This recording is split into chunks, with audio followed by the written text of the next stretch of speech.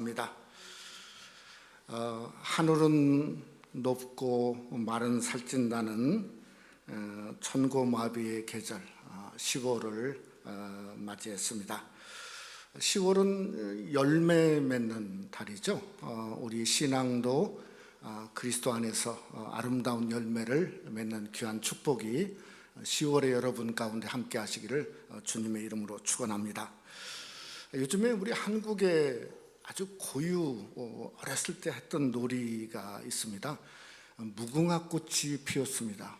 여러분 많이 하셨죠? 이게 전 세계적으로 모르는 사람이 없을 정도로 대유행이 되었죠.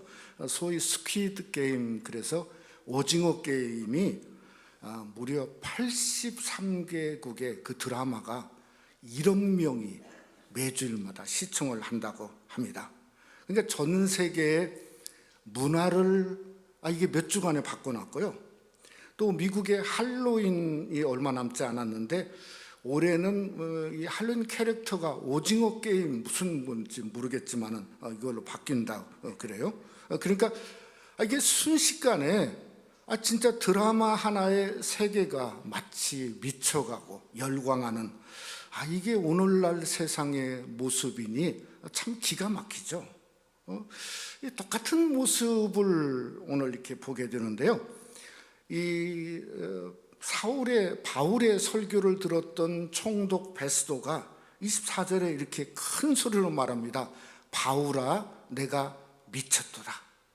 이 미쳤다는 말이 헬라어로 마니아입니다. 그러니까 우리가 매니아라고 그러죠. 이게 거기서 나온 말이에요. 미쳤다는 말이에요. 그러니까 드라마 하나에도 사람의 뇌의 구조가 바꿔지니 미치는 거죠.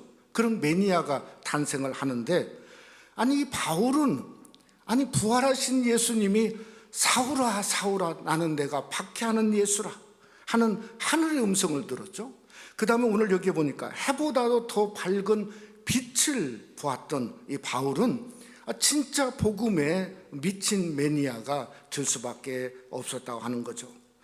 이 사도행전의 후반부를 보면 사도 바울이 1차, 2차, 3차 전도행을 마친 후에 어디로 들어가죠? 예루살렘으로 들어갑니다. 근데 예루살렘에서부터 시작하는 그 성경의 모습은 전부 코람이에요. 코람. 우리 설교 제목처럼 앞에요. 앞. 22장은 예루살렘 군중 앞에 서 있는 바울의 모습이고, 23장은 사내들인 공의 앞에 서 있는 바울의 모습이죠. 또 24장은 총독 벨릭스가 돈만 그저 얻기를 원했죠. 그러니까 벨릭스 앞에 서 있죠. 25장은 부임했는데 14일 만에 마음 중심이 변했다고 그랬죠. 그러니까 총독 베스도 앞에 서 있고, 오늘 26장은 누구죠? 아그리빠 왕이라고 하는 왕 앞에 서 있고, 27장은 유라굴로라고 하는 광풍 앞에 서 있는 거죠. 또 28장은 그 거대한 로마 앞에 서 있는 사도 바울의 모습을 그리고 사도행전의 끝을 맺고 있다고 하는 겁니다. 왜 코람일까? 왜 앞일까? 사도행전을 누가 썼죠? 의사였던 누가가 썼습니다. 누가의 눈에 뭐가 보인 거죠? 한마디로 이 사도 바울은 그저 누가의 눈에는 군중이건 그저 사내들인 공이건 총독이건 왕이건 그저 광풍이건 간에 하나의 중심밖에 없었다는 거예요. 그게 코람데오입니다. 소리를 조금만 내려주시면 좋겠네요. 코람데오입니다. 그러니까 하나님 앞에서 서 있는 모습이죠. 우리도 사실 똑같습니다. 오늘날 세상이 팬데믹으로 요란하고 환경이 바뀌고 상황이 바뀌고 세상이 흔들리고 드라마 하나에 1억 명이 갑자기 그냥 완전히 무궁화꽃이 피었습니다로 세상이 가득한다 할지라도 우리는 그저 흔들리지 맙시다. 우리 중심은 뭐죠? 코람데오. 하나님 앞에 중심을 갖고 있는 성도다운 새생명 성도가 되시기를 주님의 이름으로 축원합니다. 오늘 이 성경에 보면 22장부터 26장까지 무려 5번에 걸쳐서 사도 바울이 변론을 합니다. 그런데 5번 다 제가 보기에는 실패했습니다. 오늘 아그리빠 왕도 그 28절에 보니까 네가 적은 말로 나를 권하여 그리스도인이 되게 하려 하는도다. 영어성에 보니까 almost Christian 이렇게 말했어요. 그러니까 이 크리스찬이 아니게 됐다는 거예요. 한마디로 이 헤롯의 아그리빠 왕은 미꾸라지 같은 사람이에요.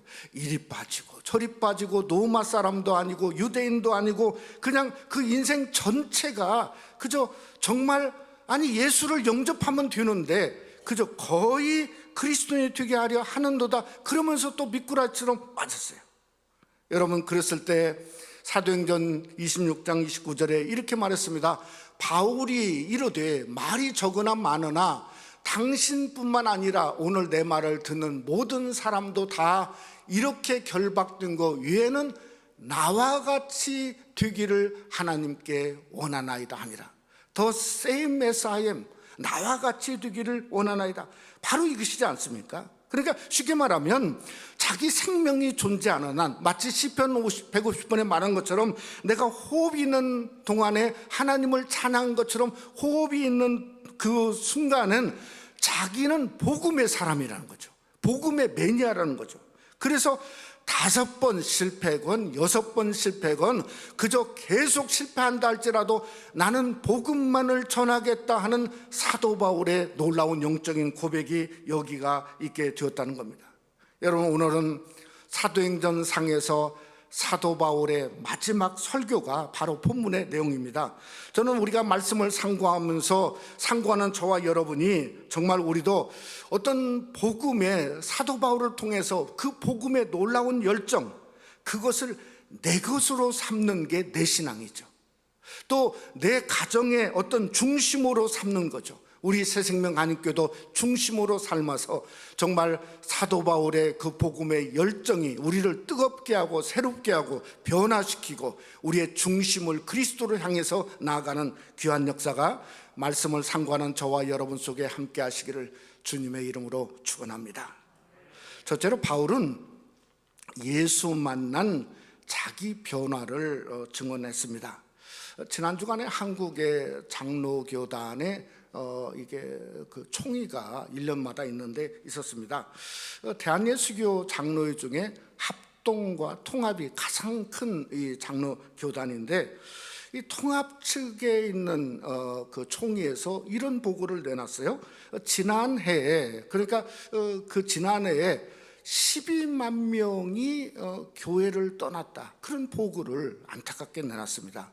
그러면 합동 측은 어떤가? 합동 측은 무려 18만 명이 교회를 떠났는데 더 정말 안타까운 것은 지난 8년 동안 합동 측에서 교회를 떠난, 그러니까 장로교에서 교회를 떠난 숫자가 60만 명이 감소했다는 거예요. 60만 명. 그러니까 합동 측 그 전체 교세의 4분의 1이 지난 8년 동안 사라졌다는 겁니다. 근데 정말 아이러니한 그 글을 마지막에 읽어보았는데요. 그렇게 60만 명이 감소했는데 교회 수나 목사의 수나 장로의 수는 훨씬 증가했다. 아니, 이게 무슨 말일까? 에? 아니, 60만 명이었으면 그저 1000명만 따져도 그저 몇백 개 교회가 사라져야 되는데, 아니, 한번 생각을 해보세요. 아니, 이게 어떻게 교회 수가 증가했는가? 한마디로 싸웠다는 거죠. 싸워서 분열했다는 거죠. 또 목사와 장로의 수가 증가한 것은 한마디로 교회를 떠난 사람은 대부분 젊은 사람이 떠났다, 이렇게 생각할 수 있잖아요. 그러니까 우리가 정말 이 시대에는 어떤 교회의 부흥성장의 길이 아니라 하나님의 교회가 어떻게 하면 바로 서서 저는 살 길을 찾아야 된다고 생각합니다. 여러분, 교회 살 길은 뭐죠? 본질은 사수해야 되는 거죠. 그러나 교회 문제는 스스로 인지하고 어떻게 하든가 교회 변화를 추구할 수 있어야 하나님의 교회가 살 수 있다고 생각이 들어지는 것입니다. 제가 왜 이것을 담대하게 말씀드리냐면 오늘 사도 바울 때문에 그렇습니다. 사도 바울이 로마 감옥에서 22장부터 26장까지 2년 동안 있었는데 여러분 2년 동안에 그저 비본질적인 건 다 바꿔줬어요. 그의 마음도 바꿔지고 상황도 바꿔지고 몸도 바꿔지고 아마 그저 모습도 여러 가지 변화가 일어났을 겁니다. 그런데 가장 중요한 본질은 똑같습니다. 달라지지 않았어요. 오늘 26장에 와서도 사도 바울이 가장 신앙의 중요한 본질, 사도행전 9장에 다메섹 도상에서 예수님 만난 회심 사건을 아그리빠 왕에게 똑같이 얘기한 거죠. 그러니까 우리도 마찬가지죠. 저와 여러분이 우리의 본질이 뭡니까? 예수 그리스도를 믿는 것이 본질이죠. 그것이 우리의 신앙이지 않습니까? 또 우리의 본질은 뭔가? 성전 중심으로 하나님을 예배하고 섬기고자 하는 게 우리 신앙의 본질이지 않습니까? 이것은 어떤 상황이다 할지라도 우리는 변하지 않고 붙들고 나갈 수 있어야 한다는 겁니다. 여러분, 사도 바울이 다메섹 도당에서 그의 신앙은 다름 아닌 체험적인 신앙이었습니다. 오늘 성경은 그저 바울이 어떤 것을 체험했나 하는 것을 적어도 세 가지를 얘기하고 있어요. 첫째는 뭔가 하면 빛을 체험했다는 거예요. 여러분, 사도행전 9장에 보면 하늘에서 빛이 둘러 비쳤다고 그랬어요. 근데 22장에 다메섹 사건을 똑같이 얘기했는데 그때는 큰 빛이라고, 큰 빛을 이렇게 더했어요. 또 오늘 26장에 와서 13절에 보니까 해보다 더 밝은 빛이 둘러 비쳤다고 그랬어요. 아니, 왜 이렇게 빛이 점점 커졌죠? 몸과 마음은 점점 약해지고 감옥 속에 있으니까 점점 후패해졌지만은, 그러나 그의 중심에 하나님의 빛은 정오의 빛처럼 점점 커진 거죠. 여러분, 우리 신앙도 그러지 않습니까? 우리가 겉사람은 후패하지만은 그러나 우리가 예수 그리스도 중심은 날로 여러분에게 커지시기를 주님의 이름으로 축원합니다. 우리가 잘 아는 대로 에베소 5장 8절에 킹제임스 버전은 이런 번역을 하고 있습니다. 너희가 한때는 어둠이었으나 이제는 주 안에서 빛이니 빛의 자녀들로서 걸어라. 우리가 걸어야 될 건 뭔가? 나와야 될 건 빛에 나오고 우리의 삶은 걸어야 될 건 빛의 자녀들처럼 날마다 걸을 수 있어야 돼요. 왜냐하면 빛은 한 번도 어둠에 대해서 실패한 적이 없습니다. 그렇지 않습니까? 어둠에 대해서 어떤 빛도 실패한 적이 없어요. 그러니 예수 그리스도의 영광의 빛이 나올 수 있는 귀한 은혜가 사도 바울처럼 여러분 속에도 함께 할 수 있어야 된다는 거죠. 두 번째는 뭔가 하면 음성을 들었다는 겁니다. 오늘 14절에 뭐라고 말했냐면 히브리 말로 이르되 사울아 사울아 내가 어찌하여 나를 박해하느냐, 가시체가 뒷반질하기가 되게 고생이구나. 아니, 왜 히브리 말이라고 했을까? 한마디로 사도 바울의 본체가 히브리 사람이죠. 그러니까 자기 본체를 바꾼 말씀이에요. 자기 중심에 새겨진 말씀. 그죠? 인생의 지금까지 여기까지 사도 바울을 오게 한 말씀은 뭔가? 그게 하나님 말씀이었다는 거죠. 우리도 똑같죠. 하나님 말씀이 우리의 중심에 새겨주기 위해서 오늘 또 말씀을 받으려고 나왔지 않습니까? 그 말씀이 우리의 본체, 본질을 바꿀 수 있는 능력과 권세의 말씀이 될 수 있다는 거죠. 세 번째는 위치입니다. 15절에 보니까 나는 내가 박해하는 예수라. 여러분, 그 위치가 어디였어요? 다메섹 수상이었다고. 그저 예수 믿는 자를 잡아 죽이려고 하는 그 위치에 주님은 찾아오셨다는 거죠. 오늘도 똑같습니다. 우리 주님이 여러분의 앉은 위치, 앉은 자리에 오실 뿐만 아니라 여러분의 가정과 삶 속에 때로는 그저 우리가 어그적거리고 주님 뜻대로 살지 못해도 그 위치에 주님은 찾아오기를 원하시는 거죠. 그래서 디모데전서 1장 13절 말씀에 보면 이렇게 말하고 있습니다. 내가 전에는 회방자요 박해자요 폭행자였습니다. 그러나 그런 행동은 내가 믿지 않을 때 알지 못하고 한 것이므로 하나님께서 나에게 자비를 베풀어 주셨습니다. 주님이 우리의 자리에 오실 때는 책망으로 온 것처럼 생각하면 오산이라는 거예요.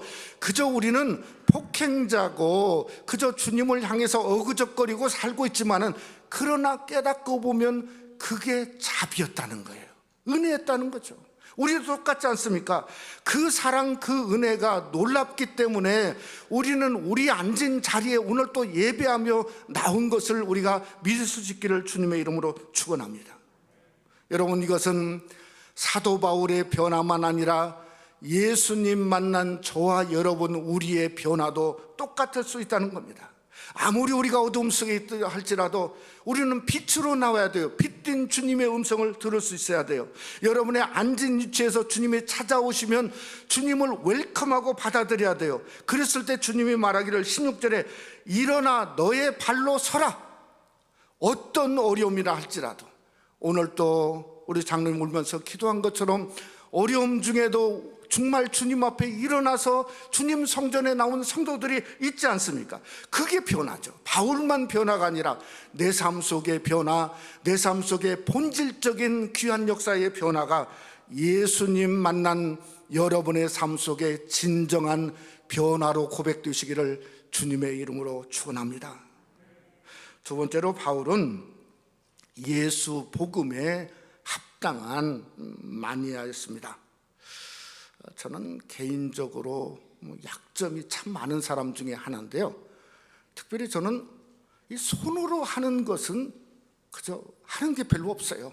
손으로 하는 게 그만큼 이게 그냥 특별히 그림을 그린다, 참 이게 저한테는 기적 같은 일이고요. 지금까지 평생에 그림을 한 번도 완성해 본 적이 없어요. 제대로 그려본 적이 없어요. 제가 가장 워스트했던 제 메모리 중에 하나는 중학교 1학년 때인가 2학년 때 미술 시간인데 그때 남자 선생님이었던 것 같아요. 그분이 석고상 하나를 들고 왔어요. 근데 막 하여튼 외국 사람인데 너무너무 잘생긴 거예요. 아주 오똑한 코에 눈매도 정말 아주 잘생겼는데, 그것을 보고 미술 시간에 그리라고 하는데 제가 좀 잘 그려보고자, 그 코를 반듯하게 해보고자 노력하면 노력할수록 망가지는 거예요. 그래갖고 미술 선생님이 오면 와가지고 딱 보면서, 아니 너는 무슨 장난을 이렇게 했나, 그러면서 막 때리는 거예요. 그 사람 이름이 아그리빠였습니다. 오늘 여기 아그리빠상이에요. 그래서 제가 이 아그리빠만 생각하면 사실은 내가 좋은 기억이 없다고요. 근데 가만히 생각해 보니까 오징어는 그래도 한번 잘 그릴 것 같아요. 그래서 요즘에 오징어 저는 아직까지 보지는 않았지만 오징어를 한번 그려봐야 되겠다 하는 생각을 하고 있는데 잘 될지는 모르겠어요. 여러분, 그때 아그리빠는 로마의 장군이었고 이 사람은 로마의 황제니까 사람들이 좀 다르다고 이야기를 합니다. 그런데도 이 아그리빠 황제도 잘생겼다 하는 이야기를 듣고 있습니다. 이 사람이 누구냐면요, 주 70년에 로마의 타이투스라고 하는 로마 장군이 와서 예루살렘을 완전히 멸망시켰어요. 성전에 돌 하나도 남김없이 다 뒤집어 가지고 완전히 멸망시켰어요.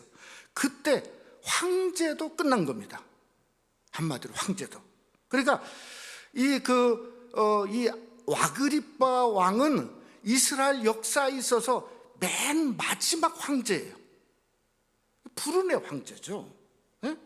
그러니까 오늘 사도행전 26장에 이 아그리빠가 복음을 영접하는데 실패한 것은 어떤 상징을 갖고 있냐면, 유대인들은 예수를 믿는 거에 실패했다 하는 어떤 상징적인 그러한 내용이 바로 26장의 사건이라고 하는 거죠. 그러니까 사도 바울도 이게 아그리빠 왕에 있어서 설교가 다릅니다. 완전히 달라요. 왜 다르냐면 이게 지금 마지막이거든요. 자기도 유대인에게 전하는 마지막이고, 이게 지금 다음 장에는 이제 죄수의 몸으로 로마를 향해서 가야 되니까 마지막 몸부림을 치고 있는 거죠.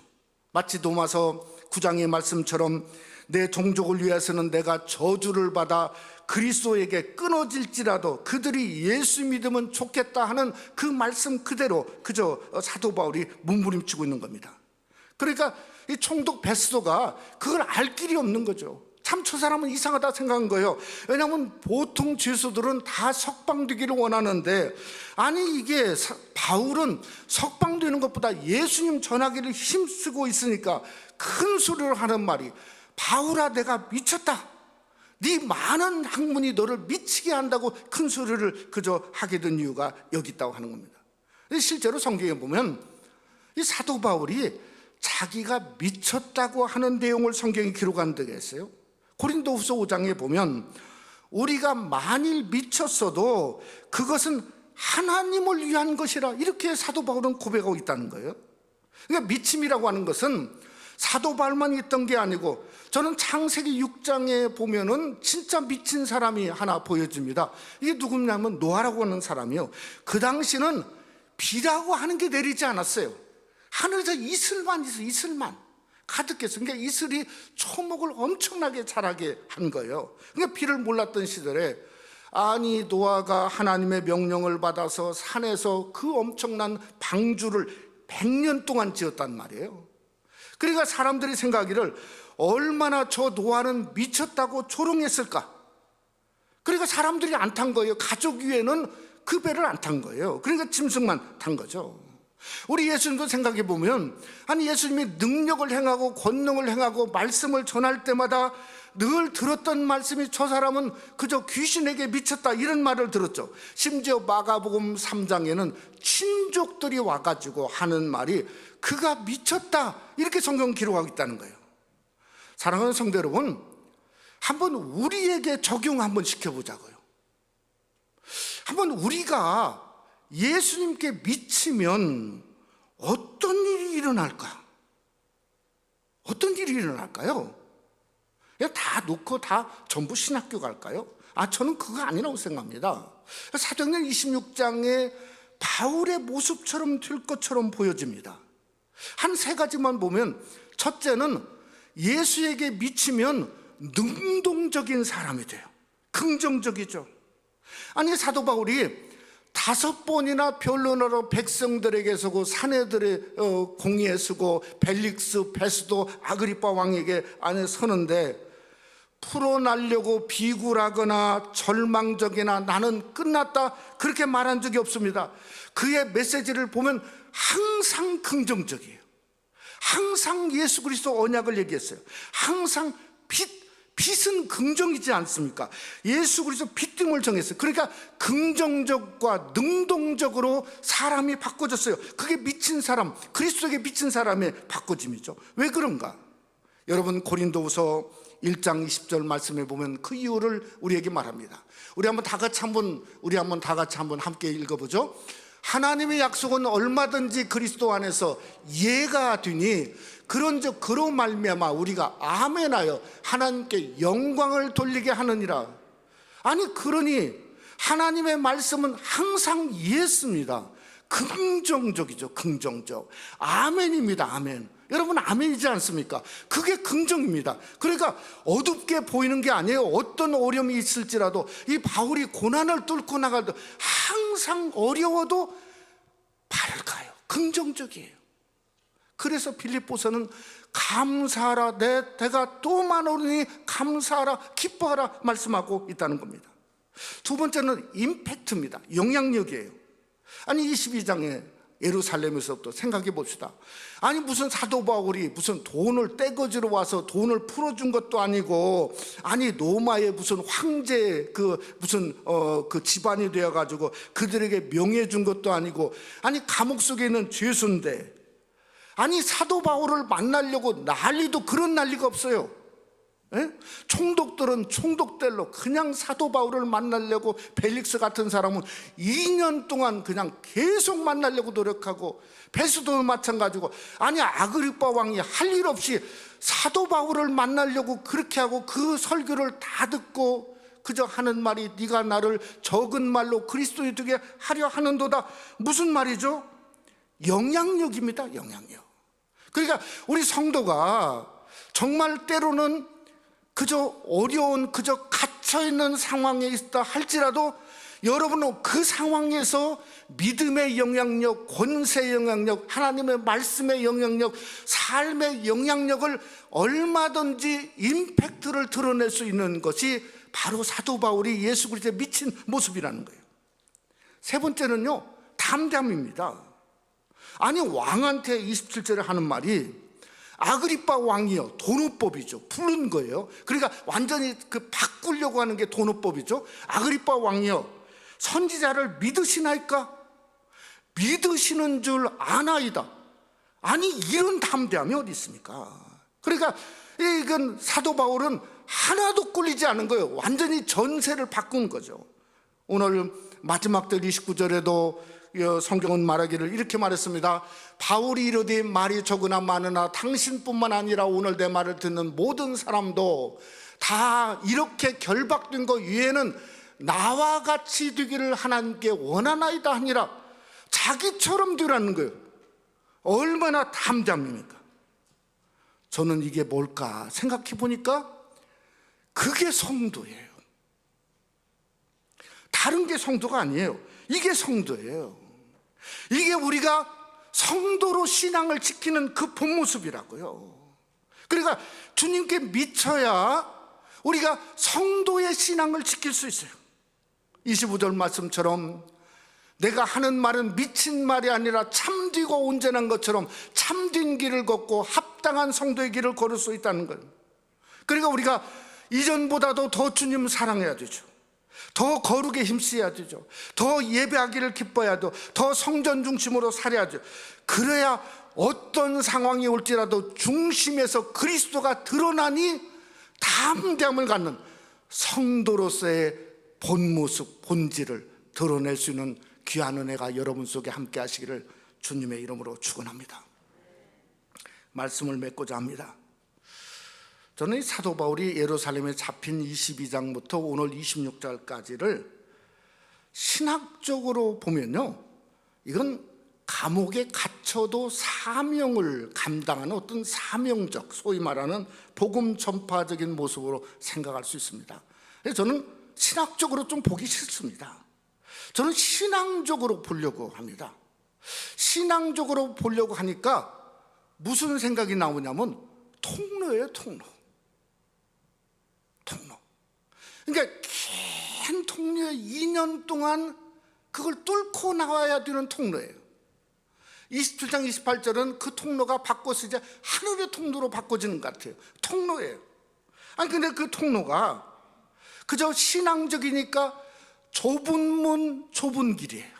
나 혼자 걸어가는 거예요.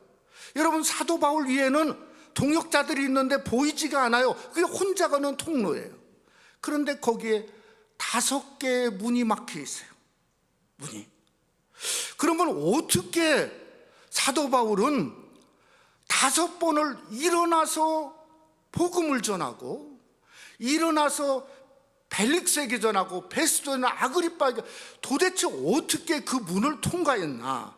그것이 너무 궁금하다 이거예요. 근데 그 문을 통과한 방법이 고린도후서 4장 10절에 있더라고요. 거기 우리 한번 고린도후서 4장 10절 말씀 한번 보면, 우리가 항상 예수의 죽음을 몸에 짊어짐은 예수의 생명이 또한 우리 몸에 나타나게 하려 함이라. 이것이지 않겠는가? 그러니까 십자가를 짊어지는 것은 예수의 생명 권세가 나타나니 일어서서 문을 열고 또 문을 열고 또 가다 문을 여는 거예요. 그래서 26절을 끝나게 되는 거예요. 그러니까 십자가는 죽는 방법이 아니라 여는 방법이에요. 사는 방법이에요. 인생의 삶 속에 있어서 생명의 문을 활짝 여는 방법이 그게 십자가란 말이에요. 그러니 우리가 성도로 살아야죠. 성도로 살면 담대하게 그 막혀진 삶께 십자가 지면 주님이 함께 와서 열어지게 하시는 거예요. 우리 인생의 문 어떤 문이라 할지라도 여러분 열면서 여기까지 왔지 않습니까? 그저 하나님 나 못 열겠습니다. 아니요, 열고 왔어요. 여러분이 왔어요. 마지막에 어디 문까지 여는 거죠? 천국 문까지 여는 겁니다. 그러니 우리가 담대하게 오늘도 예수 십자가 지고 우리의 그 문을 열면서 승리의 길로 걸어가는 새생명 한입교회 무성도가 되시기를 주님의 이름으로 축원합니다. 그럼 기도.